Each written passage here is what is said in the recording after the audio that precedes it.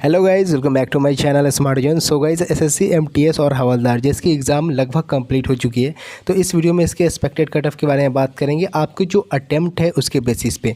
अभी इसका आंसर की आना है, उसमें काफ़ी हद तक स्कोर क्लियर होगा, लेकिन कैंडिडेट का कहना है कि सर एक सेफ स्कोर बता दो जिससे हम आगे की यहाँ पर तैयारी इसकी कर सकें। ठीक है, तो एसएससी एमटीएस के बारे में इसमें हम बात करेंगे और हवलदार के बारे में एक्सपेक्टेड कट ऑफ के बारे में, जो आपके अटैम्प्ट है उसके बेसिस पे नॉर्मलाइजेशन में कितने नंबर बढ़ेंगे उसके बारे में बात करेंगे, और जो अटेंडेंस का रेशियो रहा है वो क्या रहा है। तो सब कुछ यहाँ पर आपको डिटेल में बताने वाला हूँ। वीडियो को लाइक कर देना और ज़्यादा से शेयर कर देना अपने दोस्तों में।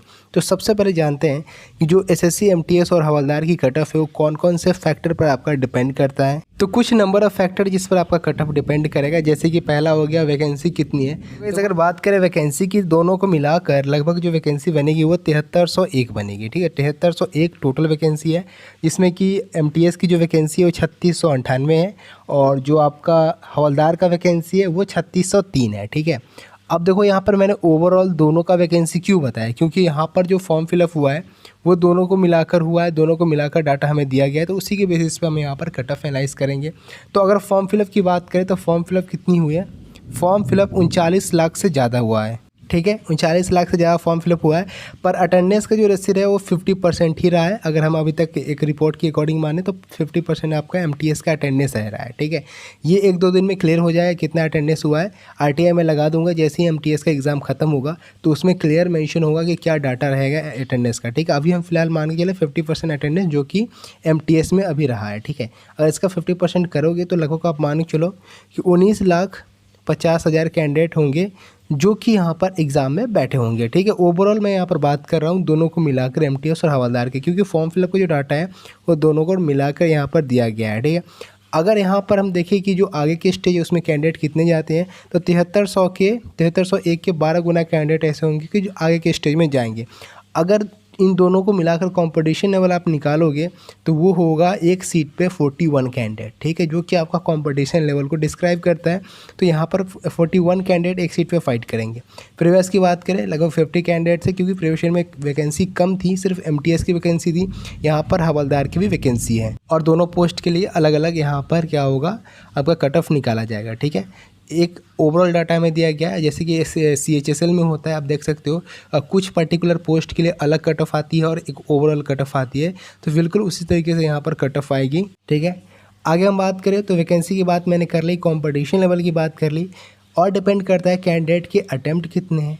ठीक है, अटेंडेंस की बात कर लिया मैंने, 50% अटेंडेंस आपका रहा है। एक और सबसे ज़्यादा इंपॉर्टेंट फैक्टर है जिस पर कट ऑफ आपका डिपेंड करता है, एग्ज़ाम का लेवल। ठीक है, एग्ज़ाम का लेवल कैसा था। ओवरऑल इसको इजी टू मॉडरेट बोला जा सकता है। कैंडिडेट का कहना है कि पेपर नॉर्मल था, लेकिन जो आपका जीके का सेक्शन था, जीए का सेक्शन था, वो काफ़ी ज़्यादा टफ आया था, जिसकी वजह से पेपर हल्का सा मॉडरेट है। ठीक है, इसको हम इजी टू मॉडरेट में रख सकते हैं। अगर हम यहाँ पर इस पेपर की ओवरऑल बात करें तो level of exam easy to moderate इसको बोल सकते हैं। कैंडिडेट के अटैम्प्ट की बात करें, देखो कैंडिडेट के अटैम्प्ट भी मेरे पास है, मैंने एक ऑडियंस पोल लगाया था जिसमें आप देख सकते हो 70+ और 80+ करने वाले कैंडिडेट ज़्यादा हैं। ठीक है, अब इस चीज़ को समझना, यहीं पे खेल शुरू होता है।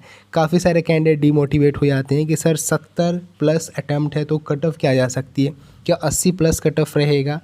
80+ कट ऑफ जाएगा, लेकिन ऐसे स्टेट में जाएगा जहाँ की कट ऑफ हाई रहती है। ठीक है, ऐसा नहीं कि सारे स्टेट का कट ऑफ 80+ चला जाएगा, ऐसा हो नहीं सकता। अब रीज़न समझो, देखो जो कैंडिडेट 80 अटैम्प्ट कर रहे हैं, ठीक है, उनकी एक्यूरेसी अगर आप पूछोगे तो 90% एक्यूरेसी रहेगी। अभी CHSL के एग्ज़ाम में भी यही हुआ था, जब आंसर की नहीं आई थी तो कैंडिडेट का कहना सर मेरे इतने इतने अटैम्प्ट है, 80+ अटैम्प्ट है। जैसे आंसर किया है अराउंड 70-68 के आसपास सबके अटैम्प्ट हो गए, क्योंकि वहाँ पर क्या हुआ, आंसर की में एग्जैक्ट आपको पता चलता है कि आपने कितने क्वेश्चन सही किए। अभी आप सिर्फ अटैम्प्ट बता रहे हो कि मैंने इतने अटैम्प्ट कर दिए, पर आपको एग्जैक्टली नहीं पता कि आपने कितने क्वेश्चन उसमें सही किए, कितने गलत हैं आपके। सीजल में भी सेम केस हुआ था और सीजल का कट ऑफ आप देख सकते हो कितना कम गया है। ठीक है, तो 90% एक्यूरेसी मान के चलो, तो इसमें से आप मान के चलो कि आपका 8 क्वेश्चन तो ऐसे ही गलत हो गया। ठीक है, 90% एक्यूरेसी रखते हैं तो 10% क्वेश्चन गलत है, तो 80 अगर क्वेश्चन आपने अटैम्प्ट किया तो 8 क्वेश्चन तो आपका ऐसे ही गलत हो गया। ठीक है, अगर 8 क्वेश्चन गलत हो गया यानी कि आपका सही कितना बचा, 72 बचा। ठीक है, और 2 आपका यहाँ पर नेगेटिव चला गया, तो ओवरऑल कितना बचा, 70 बचा। तो जो 80 अटैम्प्ट कर रहे हैं उनके 70 भी हो सकते हैं ऐसे नंबर घट के, ठीक है। अगर आप नॉर्मलाइजेशन का फॉर्मूला यहाँ पर देखोगे तो जिनका ईजी शिफ्ट है, जिन्होंने 80 प्लस अटैम्प्ट कर दिया, उनका नंबर घट भी सकता है 2 से 3 नंबर, ठीक है। ये यहाँ पर फैक्ट है, जैसा कि आपने सीजीएल एग्जाम में देखा था 2 से 3 नंबर घट गए हैं। क्यों घटे हैं, उनकी जो शिफ्ट थे बाकी सारे कंपेयर में इजी थे, इसके वजह से उस शिफ्ट का 2 से 3 नंबर घट गया है, ठीक है। अगर हम बात करें ओवरऑल कितना नंबर बढ़ेगा, तो ऐसा नहीं है कि एमटीएस के एग्ज़ाम में भी काफ़ी ज़्यादा अप एंड डाउन देखने को मिला, हमें लेवल मेंटेन था, थोड़ा बहुत ऊपर नीचे देखने को मिला। तो इसमें भी आप मान के चलो 10 से 15 नंबर आपके नॉर्मलाइजेशन में बढ़ेंगे।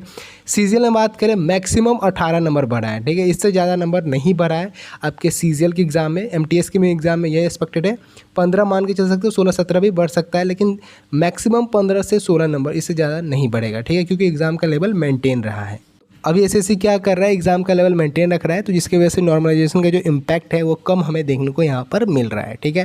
तो मैंने यहाँ पर बात कर लिया अटैम्प्ट का, और ये भी आपको बता दिया कि जो 80 प्लस अटैम्प्ट कर रहे हैं उनके कितने अटैम्प्ट हो सकते हैं जब आंसर किया आएगा। तो ये कुछ रीज़न है जिसके वजह से मैं ये बोल रहा हूँ कि कट ऑफ ऐसा नहीं है कि 80 प्लस वाले का ही यहाँ पर चांस है जो अटैम्प्ट करके हैं, जिन्होंने 70 प्लस अटैम्प्ट किया उनके भी चांस है। ये आपका अभी फिलहाल रॉ मार्क्स है, ठीक है, 70 जो अटैम्प्ट कर रहे हो क्या है, रॉ मार्क्स है। आगे आपका क्या होगा, आगे आपका आएगा नॉर्मलाइज कटअप जब रिजल्ट आएगा, ठीक है, तो उसमें अगर आपके हार्ड शिफ्ट है डेफिनेटली आपके नंबर यहाँ पर क्या होंगे, बढ़ जाएंगे। तो फाइनली इतना कुछ एनालाइज करने के बाद अगर हम कटअप की बात करें यूआर की, ठीक है, बहुत कुछ मैं एनालाइज करा आपके सामने रखा भी है, जिससे आपको आइडिया लगा होगा कि कैसे मैंने इस कटअप को प्रिपेयर करा है, ठीक। अगर हम बात करें यूआर की तो 72 से लेकर 76 के बीच अगर आपके रॉ मार्क्स आ रहे हैं तो बिल्कुल आप आगे की तैयारी शुरू कर दो, ठीक है।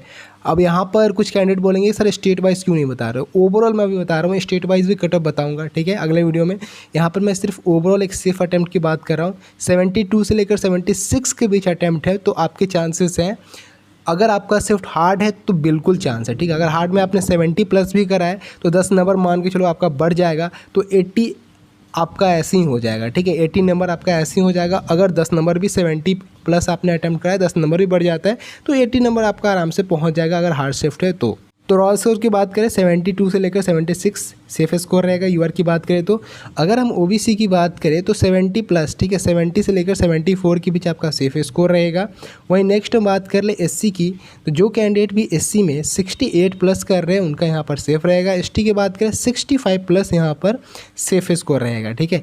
अगर आपने इन सारे कैटेगरी में इतना अटैम्प्ट करा है तो बिल्कुल आप सेफ हो, आगे की तैयारी आप यहाँ पर कर सकते हो। आपके चांसेस है कि आप यहाँ पर इस एग्ज़ाम को क्वालिफाई कर लोगे। जो मैंने एनालिसिस करा है उसके थ्रू अगर देखें तो, क्योंकि काफ़ी ज़्यादा मैंने डीप में एनालिसिस करा है, काफ़ी चीज़ को मैंने यहाँ पर आपके सामने रखा है, ठीक है। तो फिलहाल आपको क्या करना है, आगे की तैयारी शुरू कर देनी है।